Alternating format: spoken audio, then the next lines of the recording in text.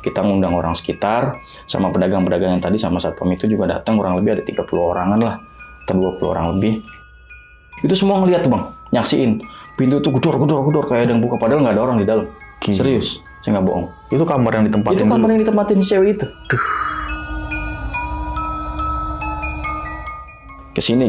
Nah langsung saya bisa napas enak tuh, tapi masih belum berani duduk saya karena masih ingat banget yang ada di atas tuh tadi. Saya duduk begini, saya baru begini nih, di depan pintu ada pocong. Depan pintu pocongnya pocong hitam Bang, full hitam. Maksudnya dalam artian kain kapannya itu hitam semua. Wah, gila sih.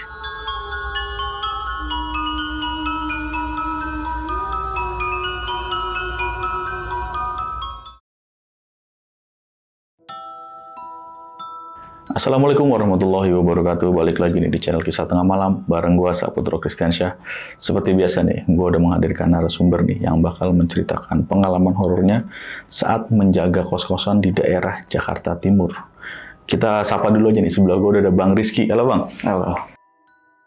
3 kali nih Bang, kesini Bang. Hat-trick nih ya Bang Rizky kesini. Nah sebelum kita ngobrol-ngobrol Bang, gue mau disclaimer dulu sedikit nih Bang. Mungkin dari beberapa sobat tengah malam nih ada yang lihat, oh Bang Rizky terus nih cerita banyak banget sih cerita horor, kan biasanya begitu ya Bang ya. Betul. Tapi ya di sini kita nggak maksa kalian untuk percaya Bang ya. Betul. Yang penting ini adalah cerita Bang Rizky yang real apa adanya, dan di cerita kali ini kan saat lu jaga kos-kosannya Bang betul, ya, di Jakarta Timur. Buat sobat tengah malam nih bisa nonton sampai habis, dan untuk beritanya sendiri ada ya Bang ya nanti ya Bang. Ada jelas tentang kos-kosan, dan di situ ada seseorang Bang yang dibunuh lah bisa dibilang. Dibunuh betul. Nah Bang kan suruh jagain ya Bang ya kos-kosan. Ini kalau boleh tahu ini kos-kosan punya siapa sih Bang? Kos-kosan jadi saya punya teman CS, CS kental saya, bisa dibilang teman lama gitu.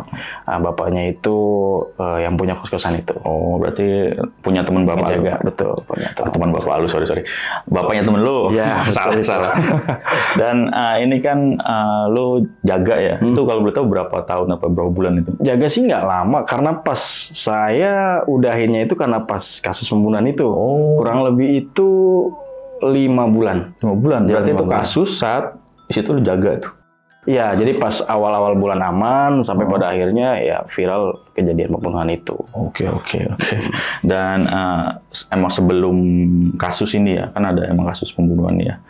Itu emang kos-kosannya udah serem Bang? Iya, betul. Kos-kosannya itu namanya kos-kosan tusuk sate Bang. Tusuk sate? Jadi pas tengah-tengah jalan, di jalan enggak, pokoknya pas tengah-tengah. Dan itu banyak banget kejadian horornya selain pembunuhan ini. Berarti emang udah angker? Emang udah angker kos-kosan itu. Nah ini Bang, kalau boleh tahu daerah mana nih Bang? Ada di Jakarta Timur Pak. Jakarta Timur ya? Jakarta Timur. Nggak sebut, untuk itu nggak usah kita sebutin ya Bang? Detailnya nggak usah disebut lah. Jakarta Timur aja deh. Ntar pokoknya dengerin aja cerita Bang Rizky sampai habis. Nanti bisa di-searching lah Bang ya. Searching sendiri. Yaudah Bang, kita tahan dulu Bang ceritanya. Siap. Bang ya. Oke, sebelum masuk cerita nih, seperti biasa, gue mau nginfoin ke kalian, bagi kalian nih yang mau cerita juga di channel Kisah Tengah Malam, caranya gampang banget. Langsung aja klik link yang ada di deskripsi di bawah. Dan bagi kalian yang lagi nonton tapi belum subscribe, langsung aja klik tombol subscribe. Dan jangan lupa nih nyalakan juga lonceng notifikasi biar nggak ketinggalan video terbaru dari kita. Yaudah Bang Rizky, gak usah lama-lama lagi Bang. Siap. Kisah Tengah Malam dimulai.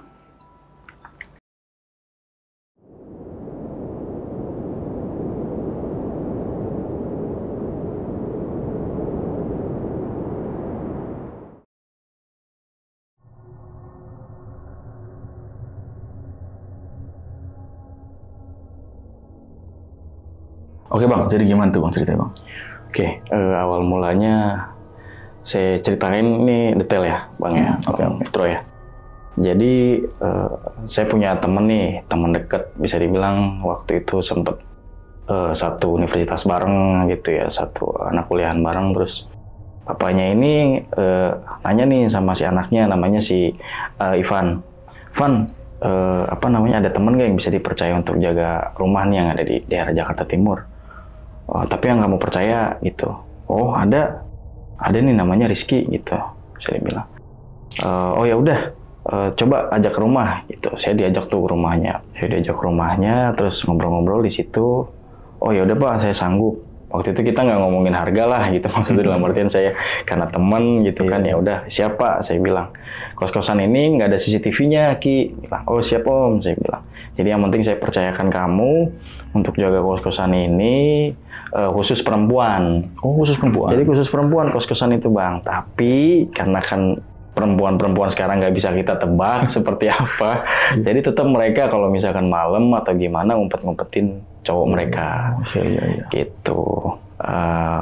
Terus singkat cerita, saya jagalah kos-kosan itu. Jadi saat gua jaga kosan ini Bang, jadi kan kalau orang bilang rumah tusuk sate itu paling angker dan nggak boleh ditempatin. Itu ya, dan itu gua tepis tuh semua tuh, masa iya sih ada dan segala macam. Itu saya nyuci motor tuh di depan tuh, saya nyuci motor biasa pagi itu jam 6 jam 7 itu saya mau nyapu tuh tadinya, sapu dari sono udah nyampe sono, pindah sendiri, sapu lidi ya. Tadi perasaan gue baru nyuci, sapu di sono, udah pindah ke sono, saya ambil dong sapunya. Saya tadi ingat banget, pokoknya sapu itu ada di depan motor, depan setang. Sekarang ada di belakang setang, posisi sebelah sana. Dan ini ada mobil di sini, mobil apa sih Om? Itu kan ya udah saya ambil nih. Saya mau nyapu karena saya masih itu air keran masih nyala. Saya taruh lagi tuh sapunya, geletakin di situ. Saya matiin, udah pindah ke sono lagi. Buset. Sapunya itu sapu lidi. Pindah sendiri. Iya pindah sendiri tuh. Saya masih awal-awal ngejaga seminggu tuh. Masih, waduh, ini apa benar nih rumah tusuk sate segini angkernya? Saya bilang. Maksudnya ini gue dijelasin diliatin tampak jelas loh asli. Sapu dari sono pindah ke sono, gue matiin keran udah pindah ke sono lagi. Pindah lah. Kucek-kucek mata gini-gini, bener masih udah ke sono lah. Tadi yang pindahin ke sono siapa? Saya ambil nih sapunya, sapu biasa tapi saya pikir kan takut sapu apa gitu kan. Saya buat nyapu nih, bentaran nih. Tar dulu nih saya bilang nyuci motornya ntar dulu. Saya nyapu dulu, udah nih kelas, saya nyapu, saya taruh lagi di situ, udah nih. Terus saya dalam hati, di sini tuh kayak ada yang bisikin nih, di sini. Lu jangan lama-lama di sini katanya gitu. Suara cowok tapi gede banget, suaranya serak berat. Lu jangan lama-lama di sini. Lalu bilangnya kayak gitu. Saya langsung pas dia ngomong kayak gitu tuh ada yang ngomong, saya langsung nengok ke atas gini, kayak ada yang terbang tuh. Buset. Shot hitam terbang tuh. Waduh, saya lanjut jaga kosan apa enggak nih gitu kan, masih baru hari seminggu kemudian seminggu saya jaga kosan udah diliatin kayak gini. Enggak, saya pikir aman-aman aja lah, saya pikir kan gitu. Udah dipercaya, gue nggak mau ini kepercayaan orang, apalagi teman sendiri kan gitu. Itu gue sempat ngomong sama temen, sama si Ipan tuh, Pan, nih kosan bokap lu angker ya? Ya lu tahu sendiri, kosan tusuk sate katanya. Iya bener tusuk sate, cuman maksud gue angkernya ini gue bener-bener dijelasin tampak gitu. Udah biarin aja katanya, gue yakin lu berani gitu. Berani sih berani, cuman maksudnya diliatinnya itu jelas. Itu saya teleponan itu sore sama dia pas kejadian itu sore, saya udahin sampai nyuci itu udah nggak saya lanjutin. Gue masuk ke dalam asar itu nggak salah, saya tidur asar kan, kata orang juga asar nggak boleh tidur ya. Betul. Terus saya tidur tuh Bang, gue tidur di kamar ketindian gue Bang. Rep-rep ya? Di rep-rep betul kalau kata orang. Ketindiannya itu kan sama sekali nggak bisa ngapa-ngapain. Itu di atas itu yang tadi terbang itu nampakin. Jadi posisinya kalau gue bilang ini kayak setan yang baru pertama gue lihat. Jadi gini terbang panjang semuanya hitam full, rambutnya panjang gini, matanya nyala. Itu di atas gitu tuh. Iya. Kayak kain gitu. Kayak kain panjang hitam, itu yang saya lihat pas pagi-pagi dia terbang ke atas. Itu tuh posisinya. Jadi saya berhentinya itu saya merem, saya bacain semua yang saya bisa, hilang. Tapi badan saya nggak bisa gerak masih. Badan saya masih nggak bisa gerak. Pertama tangan dulu bisa ke sini. Nah langsung saya bisa napas enak tuh. Tapi masih belum berani duduk saya karena masih ingat banget yang ada di atas tuh tadi. Saya duduk begini, saya baru begini nih di depan pintu ada pocong. Depan pintu pocongnya pocong hitam Bang, full hitam. Maksudnya dalam artian kain kapannya itu hitam semua. Gila sih. Astagfirullahaladzim. Wah, saya malah langsung gini lagi, saya mundur lagi. Nggak berani, nggak berani ngelihat, saya begini lagi. Itu sore pas asar itu. Saya langsung rebahan, nggak berani buka mata lagi, hilang lagi. Waduh, gue bilang, gue telepon nggak ya nih si Ipan ya? Baru seminggu tuh Bang ya, seminggu lebih lah gitu. Seminggu itu. Gue jaga kosan di situ. Banyak banget gue bilang isinya nih. Udah gue diliatin yang tadi penampakan di atas, rep-rep depan gue pocong, gue nggak berani ngapa-ngapain kan, otomatis tuh. Pas gue buka mata udah hilang. Gue jalan aja tuh gemeteran badan. Buka pintu, Duduk, satpam gue panggil tuh yang di luar. Pak, sini Pak, katanya. Kenapa lo? Kagak. Dia bingung tuh sama saya tuh. Kenapa lo katanya? Kagak. Ngomong, lihat apaan? Kok Bapak tahu? Gue bilang. Gue udah sering beginian yang liatin di sini, katanya. Dari yang terbang, dari yang loncat, dari yang barang pindah semua. Lah itu baru tadi Pak, saya bilang diliatin semua. Gue udah sering lihat pocong di kamar kan. Pocong gosong, bener. Tahu berarti dia. Pocong gosong dia sering lihat katanya. Duduknya itu di depan garasi pojokan. No, tempatnya di situ.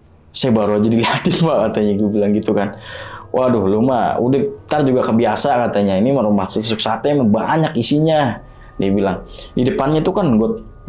Nah, gotnya itu kalau apa namanya kita lagi buang sampah ke depan, itu tuh kayak bening kadang-kadang.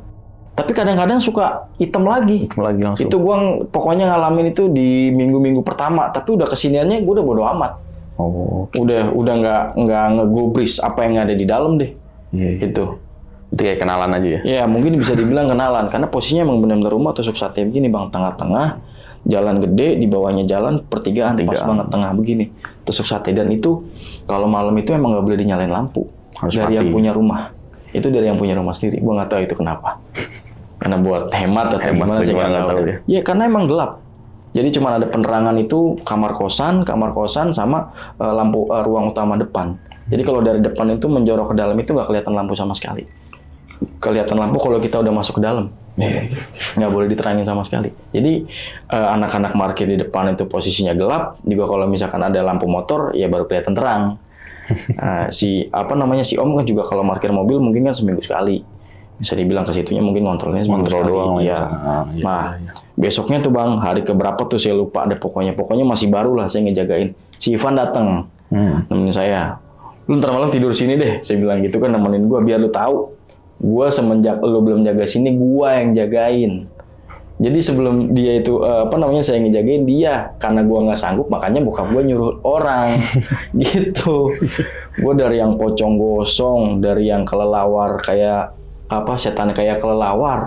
Dia itu gue lihat semua. Gue bilang gitu. Iya, emang itu di sini isinya. Jadi posisinya tuh kayak gimana ya Bang? Kayak siluman kelelawar mungkin orang bilangnya. Iya. Jadi matanya nyala, panjang gini, entah itu rambut, entah itu apa. Jadi begini. Gimana sih kayak kain gitu. Terbang bener tapi ada bentuknya, ada matanya nyala. Itu tuh yang saya lihat posisi di atas. Bulan ketiga atau bulan keempat. Atau bulan keempat kalau nggak salah saya jaga di situ. Ada satu cewek itu di depan apa ya bisa dibilang depan kosan, depan rumah. Kan tulisan kos-kosannya itu kecil. Ya, kita cantuminnya di depan emang kecil jadi biar nggak terlalu kelihatan. Karena kan cuma ada 6 kamar. Di dalam kos-kosannya ada 6 kamar, fasilitas ada AC, kamar mandi dalam. Terus di luar juga ada kamar mandi, atas 3, bawah 3 sama sama kamar saya untuk jaga. Jadi 7 totalnya. Ada bagasi juga, ada untuk motor, mobil ada di situ. Jadi si cewek ini nanya nih, cuma nanyanya sama pedagang yang ada di luar kos. Mas, kos-kosan di dalam ada yang kosong nggak? Gitu nanyanya. Terus nggak tahu, tanya aja coba ketok gitu kan, karena posisi di luar itu besi, jadi diketok-ketoknya tuh teng ininya biar bunyi gitu. Iya. Saya keluar tuh, ya cari siapa Mbak? Mas ada kos-kosan kosong di sini? Ada, saya bilang. Masuk, oke, saya persilakan masuk lah, gitu kan. Ini anak ini kurang lebih masih umur 15-16 tahun, Bang. Usia agak muda ya? Masih muda. Nah, bilangnya, dia sendiri tuh Bang datangnya. Datang sendiri ke kos-kosan, terus tanya. Karena kan waktu itu kos-kosan saya ngambilnya bisa mingguan, bisa bulanan. Nah, jadi izinnya si cewek ini dikasih tahu ada dari temennya, bisa kos-kosan di sini bisa mingguan katanya. Iya bisa, berapa? Sekian harganya gitu kan. Tapi dia minta tolong ke saya gini, Bang. Tapi saya minta tolong ya bayarnya seminggu kemudian. Aduh. Saya bingung nih, beres seminggu kemudian otomatis kan saya harus ada laporan gitu kan. Otomatis tuh saya simpen tuh tadinya tuh. Jadi nggak langsung saya kasih tahu untuk ada yang ngekos baru nih. Seminggu nggak, karena kan ya udah saya mikirnya kasihan kan dia bilang baru pulang dari Jawa, bawa tas, baru datang dari Jawa, bawa tas, terus nyari kos-kosan dan ceritanya dia itu ditinggal sama cowoknya. Nah cowoknya ini pergi ke daerah Pulau Gebang, terus si ceweknya ini suruh nyari kos-kosan. Aduh. Ketemulah di sini. Udahlah, singkat cerita saya izinkan. Oke, waktu itu masih jam 11 kalau nggak salah. Jam 11 siang. Ya udah nih kamarnya ini. Oke, tapi Mbak, saya minta tolong ya KTP-nya. KTP-nya saya fotoin. ada tertera di situ orang mana gitu dan ininya inisialnya dan namanya siapa. Oh ya udah Mbak, oh ya udah Mas, nggak apa-apa seminggu nanti malam. Tapi cowok saya di sini ya. Aduh, saya bilang maaf, cowok nggak boleh nginep di sini. Enggak kok, cuman untuk ngasih tahu saya. Oh ya udah, oke silahkan. Kita cerita, dia udah seperti biasa di situ istirahat. Cowoknya jam 8 malam datang, dikasih Sherlock mungkin kan sama si cewek tadi, dikasih Sherlock terus datang ke kosan, izinlah sama saya, Mas, minta izin ya saya. Katanya, nah izinnya itu beda lagi sama saya ceritanya. Bilangnya itu si cewek ini mau ngelamar kerja jadi ART di daerah belakang daerah situlah gitu. Iya. Daerah belakang situ. Boleh nggak Mas kalau siang saya yang tidur di sini? Waduh, bingung lagi nih saya nih. Ya kan, sementara saya udah mengizinkan untuk seminggu untuk belum bayar, terus si cowoknya minta di sini karena kan mereka katanya tuh ngomongnya malah saudaraan. Bukan cowok cewek, bukan orang pacaran. Saya abangnya. Saya lihat KTP-nya. Coba lihat KTP-nya Mas. Beda alamatnya. Nah, saya ambil kesimpulan waktu itu gini jadinya karena saya ya udahlah saya nolong gitu kan, saya pikir ya udah Mas boleh, cuman kalau udah jam 4 sore Mas pergi ya gitu, maksudnya dalam artian terserah deh gimana gitu. Saya izinin dari jam 8 sampai jam 4 sore istirahat di sini silahkan. Oh ya udah Mas, nggak apa-apa, karena kan dia kan si cewek ini kan menjadi ART kan dari jam pagi sampai jam 5, jadi maksudnya si cewek itu pulang, si cowok ini udah nggak ada. Iya. Saya pengennya seperti itu, jadi clean, bersih. Anak-anak takutnya anak-anak kosan cewek yang lain iri gitu, kok ini boleh tinggal cowok cewek, kok nggak boleh gitu. Saya nggak mau kayak gitu. Udah tuh, saya cerita berjalan Bang, seperti biasa. Dan di kosan ini kalau pas lagi ada orang baru nih, ninggalin masukin orang baru itu pasti ada aja kejadiannya. Kejadian pertama yang saya masih ingat itu si cewek itu jadi si cewek yang tadi baru ngekos ya. Si cewek baru ngekos itu jadi posisinya dia tidur malam jam 10, jam 11, gedor-gedor kamar saya. Mas Rizky tolongin. Saya bukain kan, saya juga belum tidur masih jam 11. Kenapa? Itu di atas itu katanya ada tangan. Tangan maksudnya tangan apa nggak tahu. Jadi dia lihat itu di asbes kayak gini nih, terusnya tangan begini, potongan tangan begini, Potongan doang gitu. potongan segini nih. Jadi masuk gitu loh. Iya. Masuk begini, tolong. Kan emang posisinya kan ininya kan harus renov ya. Jadi posisi gipsumnya ini ada yang bolong. Oh, ada yang bolong. Ada yang bolong. Saya cek lah. Mana? Nggak ada, saya bilang. Nggak, tadi ada tangan di situ, sampai badannya gemeteran Bang. Sampai keringetan semua, gemeter. Enggak, saya nggak berani gitu. Saya pindah kamar aja, kalau nggak tidur di luar aja. Aduh, saya panik tuh. Emang saya masuk kamar tuh langsung merinding. Gue masuk kamar itu merinding. Ngerasa gitu ya? Ngerasa. Pertama, kamarnya berantakan banget. Si anak ini kayaknya emang kurang bersih, ini kurang rapi gitu ya.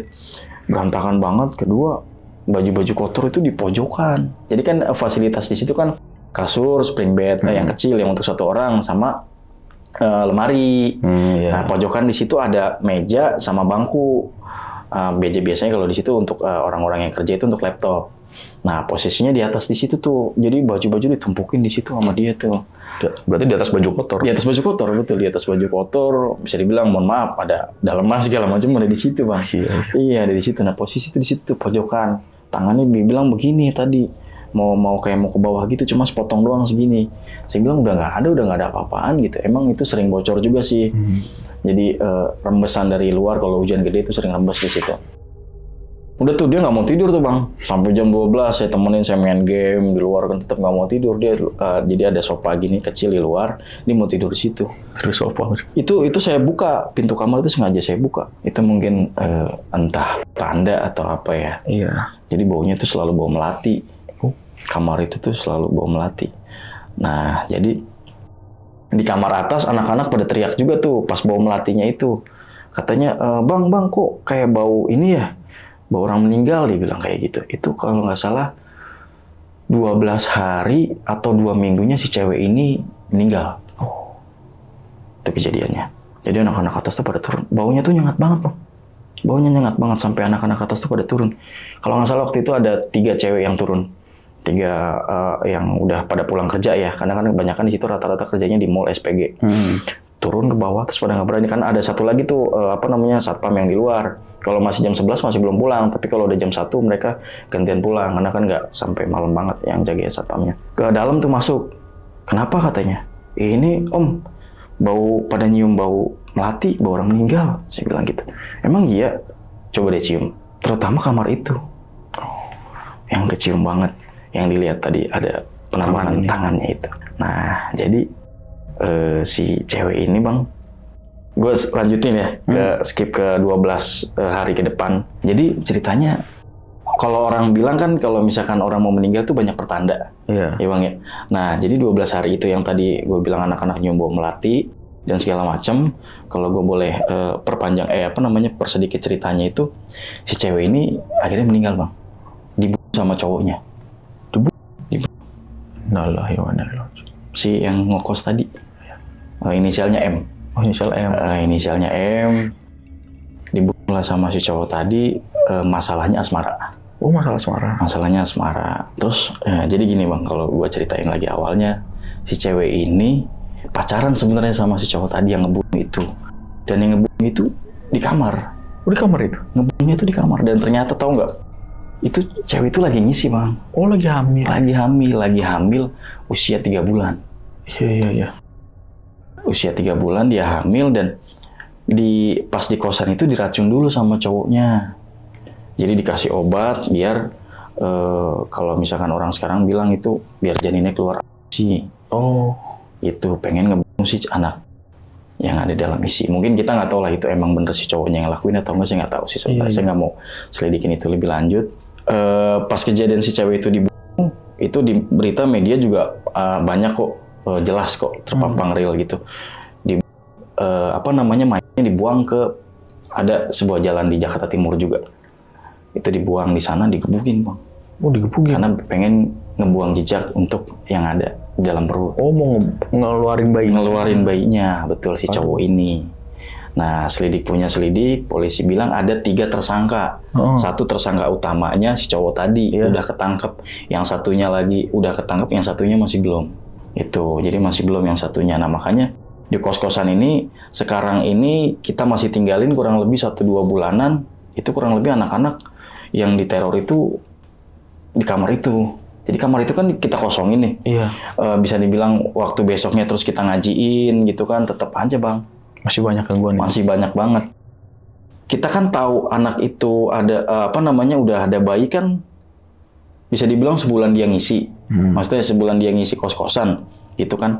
Anak-anak teman pada kaget semua dong. Emang bener dia ngisi dan segala macam, pada ngomong. Iya, bayinya keluar sampai dikasih lihat fotonya sama polisi. Itu bayinya itu sampai keluar lah pokoknya dan segala macam. Terus anak-anak cewek ini kan pada nggak percaya nih, gitu kan, sampai dia bikin pencarian si cewek ini namanya siapa dan segala macam. Bang boleh lihat KTP-nya nggak? Si cewek itu namanya siapa, tinggalnya di mana, emang dia kan orang Jawa. Terus dicarilah sama mereka, ternyata benar, ternyata di media juga keluar, ternyata itu anak ngisi 3 bulan. 3 bulan janin, dan yang hamilin ya ternyata si pelaku utama yang hamilin. Nah dari situ tuh Bang, emang pertama kos-kosannya udah angker, yang kedua ditambah lagi sama kejadian pembunuhan ini. Jadi posisi itu si cewek itu udah meninggal di kosan, masalahnya meninggal di kosan, dibawalah keluar sama dia, tambah digebukin biar si janinnya itu keluar. Saya juga ngelihat fotonya udah nggak sanggup Bang, kasihan banget. Gitu. Hari pertama kita bikin pengajian, itu suara pintu itu digedor-gedor di kamar itu. Gedor-gedor kayak ada orang di dalam. Buka aja lah gitu. Pertama emang saya pengen buka, cuman anak-anak pada nggak berani ngelihatnya gitu. Ya udah saya tutup. Nah pas pengajian dimulai jam 8, jam 9 lah, masih setengah 9, masih sore kok. Kita ngundang orang sekitar, sama pedagang-pedagang yang tadi sama satpam itu juga datang, kurang lebih ada 30 orangan lah, atau 20 orang lebih. Itu semua ngelihat tuh Bang, nyaksiin. Pintu itu gedor kayak ada yang buka, padahal nggak ada orang di dalam. Serius, saya nggak bohong. Itu kamar yang ditempatin. Itu kamar yang ditempatin si cewek itu. Kita buka lah, bacain doa sama orang yang paham, doain lagi. Berhenti tuh. Pas dibuka berhenti suaranya. Nah, nggak lama suara bau melati itu nongol lagi. Semuanya Bang ngerasain. Baunya nih. Tapi pada diem-diem, pada lihat-lihatan doang kayak gini. Pada tutup hidung gitu kan. Di hari pertama tuh cuman itu Bang ditamakin sama kamar itu. Otomatis saya tutup lagi dong. Besoknya saya jaga kosan seperti biasa. Malamnya ada yang di atas teriak-teriak, Allahu Akbar, Allahu Akbar, Allahu Akbar. Yang namanya darah itu kita ngelihat semua bang. Sampai saya yang satpam depan itu ngelihat, ada darah nih, darah apaan? Padahal bisa dibilang pintu ditutup itu normal lagi, nggak ada darah. Pintu kamar mandi atas. Jadi kan di atas ada kamar mandi khusus yang untuk urgent darurat. Walaupun di dalam udah ada kamar mandi gitu, dalam masing-masing kamar udah kamar mandi, tapi di luar ada lagi. Ditutup, dibacain segala macam sama orang situ, itu hilang lagi darahnya. Berarti darahnya dalam kamar mandi? Darahnya di dalam kamar mandi. Oh. Dan itu kejadiannya nggak cuma sekali. Kejadian yang ada darahnya itu, yang kelihatan darahnya itu bisa dibilang di jam-jam tertentu, dan kalau pas lagi anak-anak pengen mandi, terus ditutup nih, tutup dulu, habis itu hilang, pasti hilang, bilangnya kayak gitu. Jadi pengen kalau bahasa yang udah pada diliatin setan ya, katanya kalau misalkan lagi kayak gitu pengen nunjukin kalau dia tuh lagi nggak tenang di sananya, karena masih ada satu pelaku yang belum ketangkep. Iya, belum ketangkep tadi. Iya, suara bayi juga sama tuh di daerah situ tuh. Karena saya nggak ngizinin orang buat ngekos, maksudnya itu masih belum ada tuh yang ngekos di situ, masih aman gitu kan. Cuman kan yang punya kosan, si omnya teman saya ini, bapaknya datang tuh ke kosan. Datang ke kosan, gimana om, ini mau dikosongin atau gimana? Emang mau ada yang ngekos? Ada om, cuman saya nggak berani. Waktu itu udah berlalu sampai 30 harinya udah lah. Sebulannya, ya udah kasih aja udah 30 harinya. Oh ya udah om, siap. Ada yang ngekos tuh bang, masuk kamar itu, dan nggak ada yang ngomong dong, otomatis jangan ada yang ngomong kalau bekas ini dan segala macem. Cowok yang kos. Saya kan bilang kan nggak boleh untuk cowok, tapi kan saya izin dulu nih sama si om, ini cowok tapi kerjanya malam, jadi malam nggak tidur di situ. Nah kalau siang baru tidur di situ, kebalikannya gitu. Gimana om? Tapi kamu pikirin orangnya gimana, aman? Aman sih, karyawan sih bilang gitu kan. Karyawan rumah sakit. Situ ada rumah sakit dekat-dekat situ daerah. Oh ya udah. Dia juga cuman ngekos kalau nggak salah bayar cuma 1 bulan. Om saya cuman di sini cuma 1 bulan katanya, cuman ada bahasanya kalau ini cuma kontraknya 1 bulan di rumah sakit itu. Itu cowok hari pertama nggak ada yang kita ngomong dong, otomatis hari kedua juga nggak ada, tapi mungkin ada selentingan dari luarnya tuh pedagang-pedagang pada ngomong. Kan posisinya tuh kalau dari jalan raya jendela itu kelihatan. Langsung kelihatan. Nah mungkin ngomong tuh yang dagang depan tuh di tukang nasi uduk tuh, kok ada cowok gitu yang nempatin di bekas yang meninggal kosan perempuan itu. Nah nanya lah si cowok itu ke depan beli nasi uduk. Mas tinggal di kamar itu? Iya. Emang kenapa? Emang nggak tahu ceritanya? Ceritanya kenapa? Kosan itu kamar itu kan bekas perempuan, nggak ada yang nempatin. Ngomonglah ke saya, bang emang bener bang ini bekas perempuan yang saya tempatin. Tahu dari mana bang? Bilang ada orang depan katanya. Harus cerita lah saya.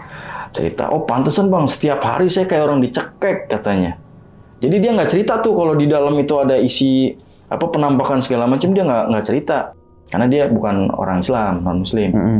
Jadi dia kalau misalkan lagi ditampakin di mungkin nggak serame kita misalkan lagi Allahu Akbar gitu. Mungkin dia nggak tahu, mungkin dia di kosan tidur gitu atau gimana kan, kita nggak tahu juga. Jadi saya kalau malam itu atau siang kalau pas lagi tidur suka kayak orang dicekek kayak gini bang. Dan yang nyekeknya saya itu perempuan. Dan perempuannya itu lagi ngisi. Lagi hamil. Dia ngomong si kesaksian si cowok itu tadi bilang, kamu yang ngebunuh saya gitu bilangnya. Gila.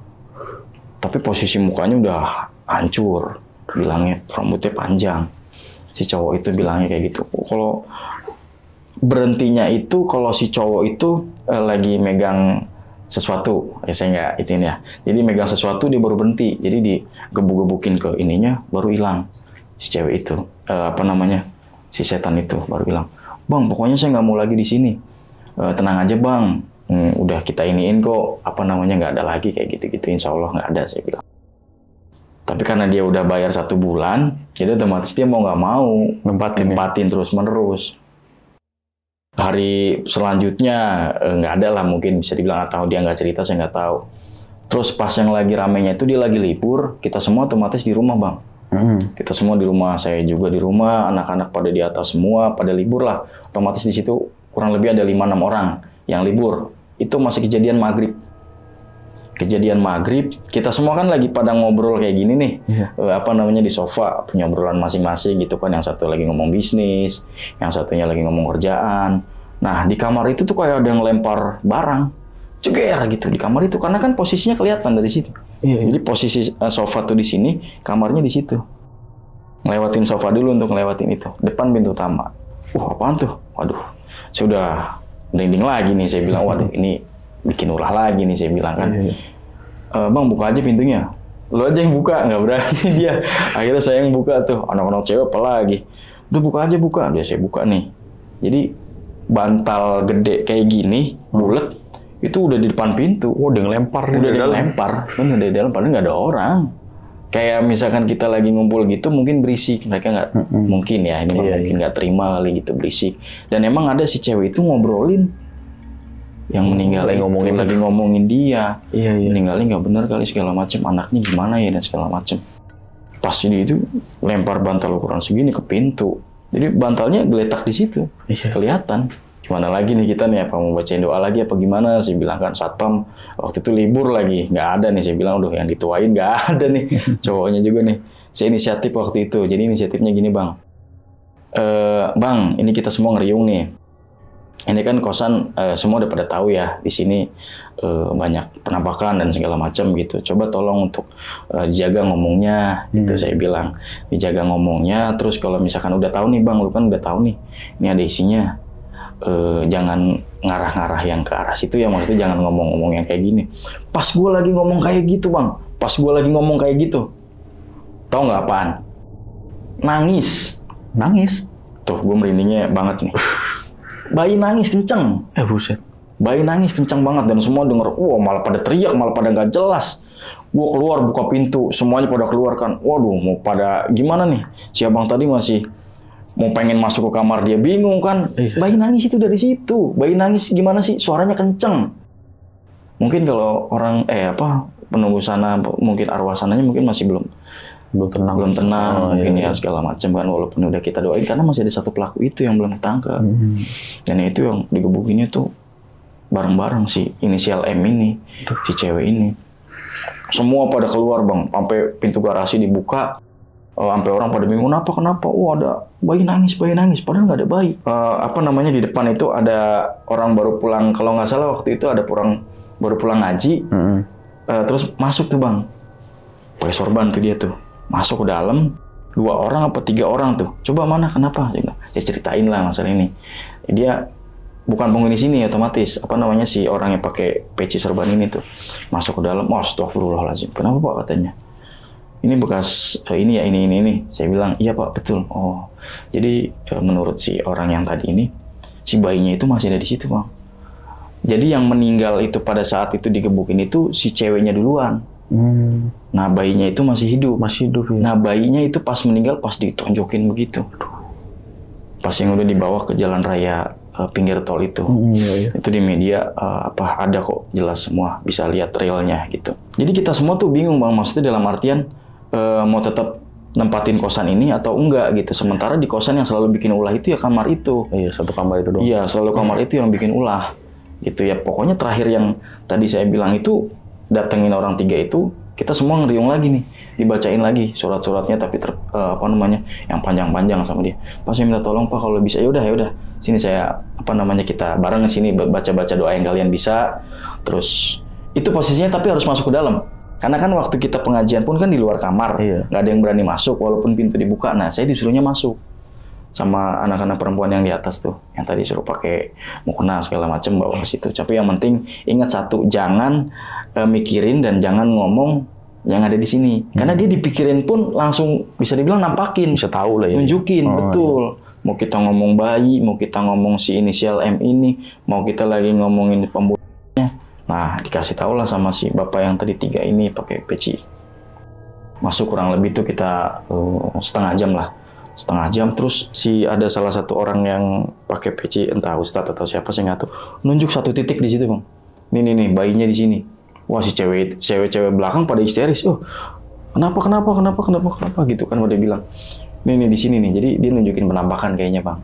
Nah majuin tuh si orang yang peci tadi, Pak Haji tadi maju tuh ke depan. Dibacain lah kayak gendong bayi kayak gini bang. Kayak gendong bayi kayak gini dibacain gitu. Kita ngelihatnya juga kayak dia tuh megang sesuatu. Jadi kayak ada beban beratnya gimana sih? Iya. Kalau orang bikin kayak gini kan mungkin begini doang. Nah dia tuh jadi kayak ngegendong, bener-bener kayak ngegendong bayi. Kayak ada beratnya kesini tangan tuh merinding kan. Begini gitu loh. Dibacain sama dia, tapi bahasa Jawa. Jawanya tuh Jawa Kejawen kalau saya boleh bilang. Dibacain, nah digeletakin ke ke kasur. Nah ada kain nggak? Minta kain putih ke saya. Kain apa Pak Haji? Saya bilang. Kain putih apa aja? Oh ada nih punya si ini katanya. Tapi kerudung nggak apa-apa, kerudung aja. Ikhlas ya buat ini, ikhlas. Ditutupin. Ya kita bingung kan nutupin apaan gitu, orang nggak ada apa-apanya. Nih, terus ditutupin sama Pak Haji ini. Ini saya bawa ya izin. Oh silakan Pak Haji, saya juga nggak ngerti gitu. Saya gitu takutnya kita gimana-gimana. Bismillah mudah-mudahan nggak ada apa-apa lagi habis ini. Dibawalah sampai aja keluar. Saya ngasih amplop ya ke Pak Hajinya. Pak Haji makasih, nggak mau. Pak Hajinya nggak mau nerima amplop, nggak mau, dia bantuin aja katanya. Iya makasih Pak Haji, iya nggak apa-apa. Udah pada masuk lagi, udah nggak apa-apa katanya, nggak ada apa-apa. Udah tuh kita normal lagi, bilang nggak ada apa-apa gitu kan. Udah ya bang, ini juga saya udah mungkin ini jalannya, saya bilang gitu, udah dibantuin sama orang sekitar nih. Iya bang, ya udah nggak apa-apa, oke. Baru aja masuk nutup pintu, cekrek, terus Pak Hajinya baru pulang, kitanya baru naik ke atas. Si abang itu masuk buka-buka pintu gini nggak bisa dibuka. Kunci. Bang, tolongin bang, lu ngunciin gua. Nggak ada yang ngunciin, saya bilang. Baru 1 menit lah, bisa dibilang. Lah saya bilang, saya nggak ada yang ngunciin, saya bilang kunci aja di dalam. Nggak ada bang, ada kuncinya di sini. Kunci itu tadi pas belum saya itu tuh ngegantung di situ, di di tempat kunci itu. Di pintu itu. Oh, di pintu itu, tapi bilangnya nggak ada. Di luar saya bingung, saya nyariin kunci serep dong, kunci serep mana ya? Nggak ada. Bisa dibilang pandangan itu kita ini semua. Kesirep gitu ya? Disirep gitu mungkin bang. Nggak lama kemudian saya bacain aja deh, yang saya bisa gitu. Saya baca Qul a'udzu birabbil nas, terus bang coba lu duduk aja bang di situ bang, tapi jangan di kasur, saya bilang gitu. Karena kan baru banget si bayinya. Dia dibilangnya tadi langsung tiduran di kasur, si abang tadi gitu. Oh iya bang, gue mau kencing katanya tadi, dibilang gitu. Bentar, coba lu duduknya jangan di situ, di tempat duduk yang tempat duduk yang bekas laptop tuh, yang buat meja di situ. Oh iya bang, ya. Kalama, lah bang ini kuncinya ada di dalam. Lah, lu gimana? Tadi yang kunciin siapa? Saya bilang gitu kan. Nggak tahu bang, gue juga. Wah, dia di dalam itu kayak orang gemeteran juga, takut dikunciin beneran di dalam. Saya pikir siapa yang mau kunciin lu di dalam gitu kan. Terus dibuka sama dia, itu nggak kekunci, kuncinya itu masih nempel di situ. Ini bisa gue. Kenapa emang tadi lu ngapain? Gue bilang, gue langsung tiduran bang, capek. Oh pantes. Gue langsung inget ke Pak Haji barusan tadi baru nidurin si anak si bayi itu mungkin di situ arwahnya. Jadi jangan. Wah gue langsung mikir lagi. Waduh apa ganti kasur ya gitu ya? Apa ganti kasur nih, nggak ada kasur lain sebenarnya. Yaudah bang lu sementara tidur di sofa dulu ya gimana? Yaudah bang nggak apa-apa, gue malah aman. Barang gue ada gue temenin gitu kan. Posisi itu pintu dibuka bang, itu pintu dibuka, anak-anak juga yang di atas itu yang tadi anak-anak cewek yang di atas juga mungkin nggak tahu tuh tadi yang pas pintu-pintu kekunci itu dia nggak tahu, mungkin kalau tahu histeris lagi kayaknya sih gitu. Udah tuh mereka udah tidur masing-masing, udah jam 11:30 lah itu. Si abang tadi selenting lagi, cerita lagi. Gue bilang bang, udah bang nggak usah ceritain itu, tapi gue pengen tahu bang sebenarnya ceritanya gimana. Gue pengen nggak ngomong gimana ya kan, akhirnya gue ngomong lah. Iya, jadi si cewek ini dibunuh sama cowoknya itu. Ngebunuhnya di sini bang? Iya, di kamar ini. Oh gitu. Sempat waktu itu juga saya ke Polda karena dipanggil waktu itu. Jadi ceritanya itu bang, jadi polisi itu datang bang ke kosan bang, jam 8 malam. Iya. Gue kira ada penggerbekan apa nih gitu kan, kosan atau apa. Jadi pengen tahu pembunuhan itu kasusnya. Jadi itu kita ditanya nih semua nih penghuni kos nih, termasuk saya yang jaga kosan. Untuk ngasih kesaksian kan sama polisi. Oh iya betul pak, emang cewek ini pernah ngekos di sini. Nah kamu siapanya? Kamu? Saya yang jaga kosan. Saya bilang namanya ini KTP saya diminta semua, sama yang yang ngekos di atas juga dimintain foto KTP-nya semua. Tapi ada yang kenal deket nggak sama si cewek ini yang bekas meninggal ini almarhumah? Nggak ada pak, nggak ada yang deket karena dia orang luar, bukan anak-anak sini gitu kan. Jadi nggak ada yang deket sama sekali sama dia.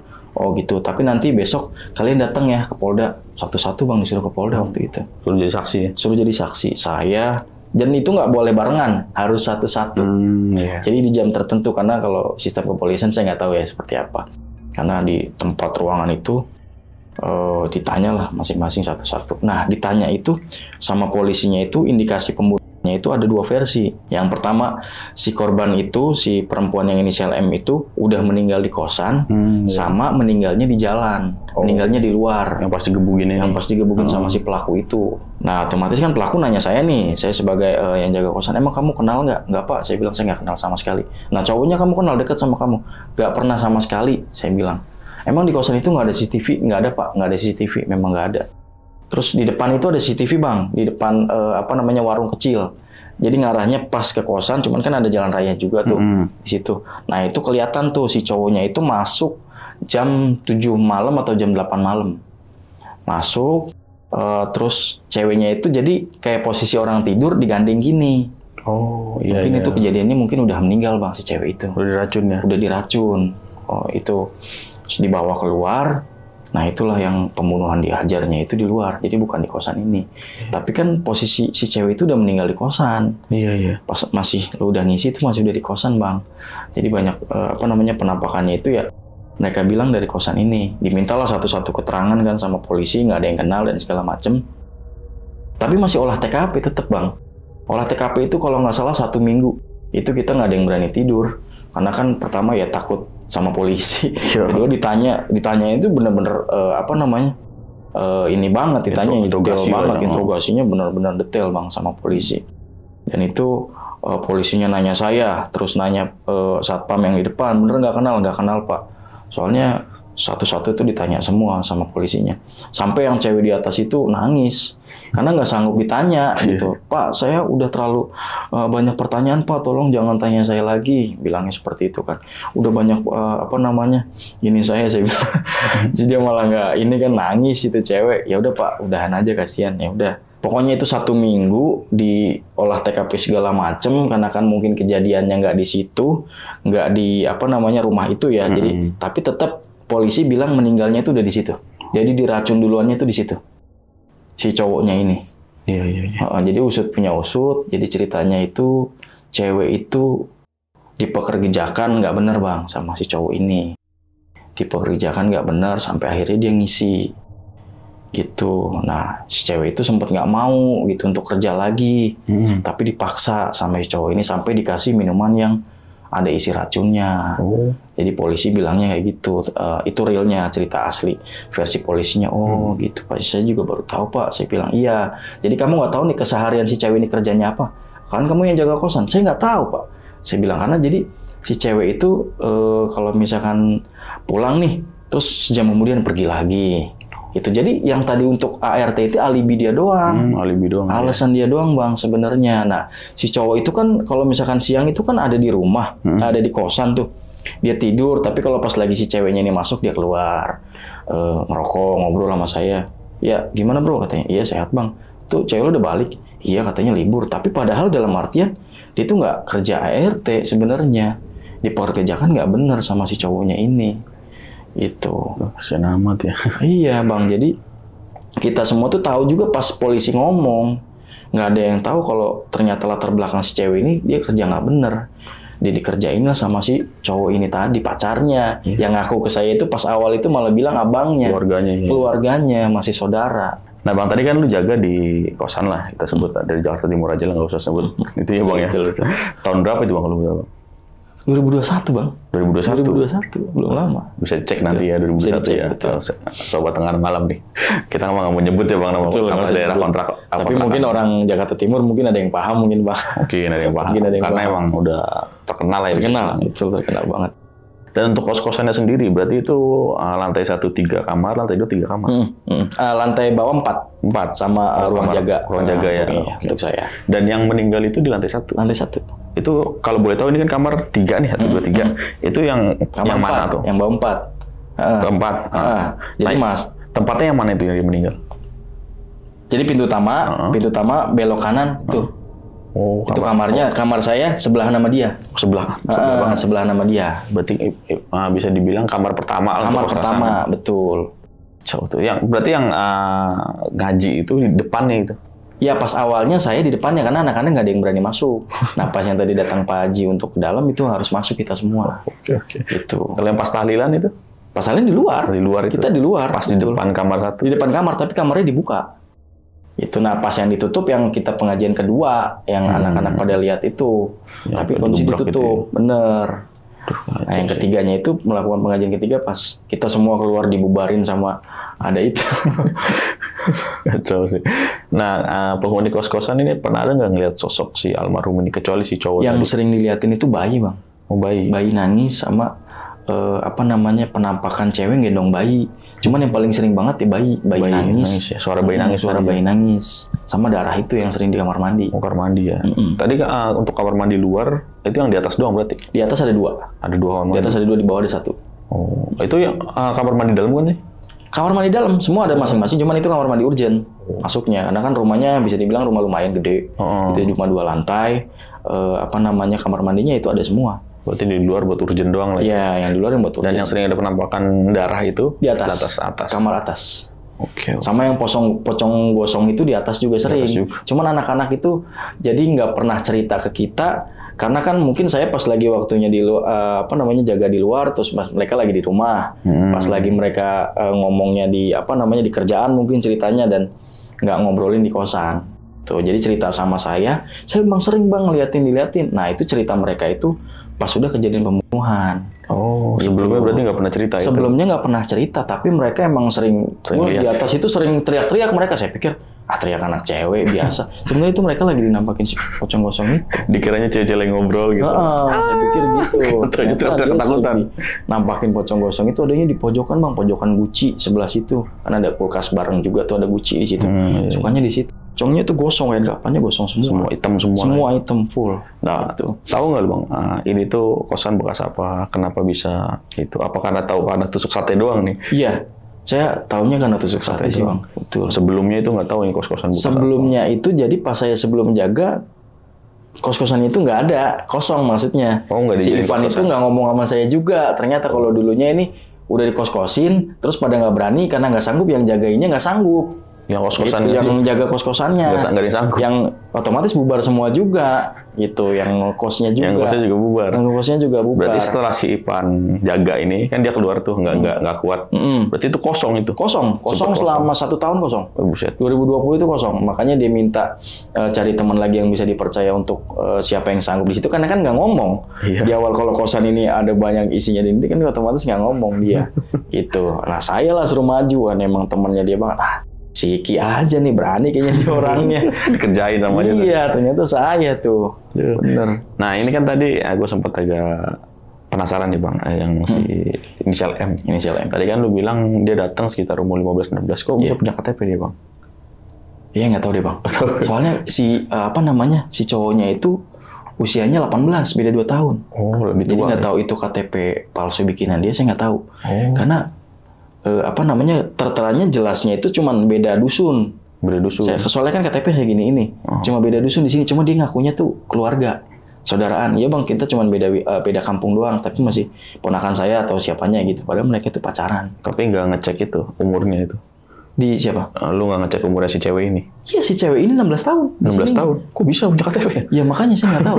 Karena mungkin udah di setting dari sana untuk ngekos kayaknya. Bisa jadi ya. Iya, karena kalau si cowoknya 18, beda 2 tahun. Iya. Dari mukanya juga. Biasanya kan bikin KTP 17. Betul. Jadi kok 16 punya KTP. Gue bingung kadang-kadang. Karena kan waktu itu juga dia bilangnya kan kerja ART. Kerja ART juga kalau nggak punya KTP kan nggak boleh, Pak. Iya, betul. Iya. Harus bisa punya KTP lah untuk kerja lah ya. Mungkin dia ngakunya sama yang punya rumah umur 18 kan?